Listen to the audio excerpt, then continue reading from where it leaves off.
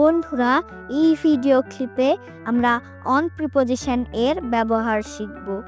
কোনো কিছুর ওপর দাঁড়িয়ে থাকা, বসে থাকা, শুয়ে থাকা বা কোনো কিছুর ওপর দিয়ে হেঁটে যাওয়া বোঝাতে অন প্রিপোজিশন ব্যবহার করা হয়।